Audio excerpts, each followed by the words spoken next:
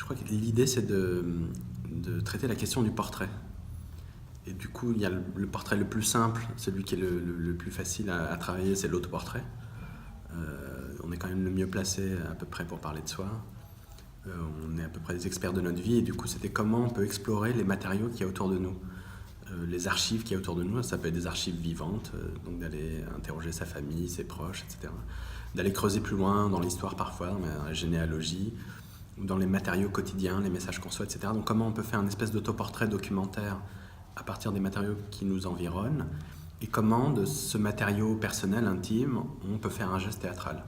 Comment on peut passer du quotidien, de l'anecdotique intime, à un geste qui peut être partagé plus largement. Ça, c'est le premier enjeu de travail. Et puis, la question en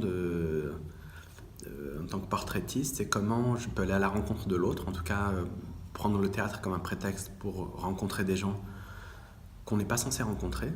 Et une fois que ces rencontres se produisent, comment on peut en faire un geste de théâtre, comment on peut faire émerger du théâtre, faire émerger de la poésie, de rencontres au quotidien.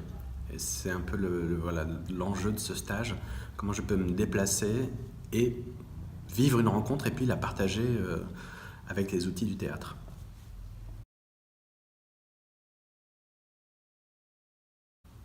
Peut-être la particularité de ce travail ici, c'est que à la fois le théâtre est jeune sur l'île, mais par contre l'histoire, elle est chargée. Et dès lors qu'on entreprend un travail à caractère un peu autobiographique, ou socio-biographique ou socio-généalogique, c'est-à-dire très vite, ça devient extrêmement complexe. Et la particularité, c'est que les gens qui fouillent ici dans leur famille, tout de suite, vous mettez des doigts sur des questions politiques, sur des questions historiques extrêmement lourdes et qui n'ont toujours pas été traitées, sur la question de la colonisation, sur la question créole, le rapport à la métropole, une certaine forme de misère sociale.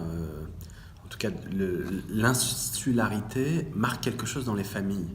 Et ça se ressent, c'est-à-dire que les stagiaires qui sont là, ils sont porteurs de cet héritage-là. Et chacun, on se débat comme on peut avec son histoire. Et ici, c'est particulièrement pointu, particulièrement sensible.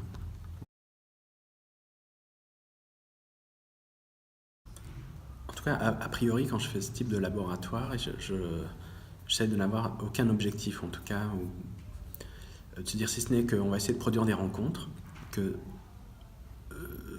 le simple fait qu'elles aient existé, voilà, moi ça me rend très heureux.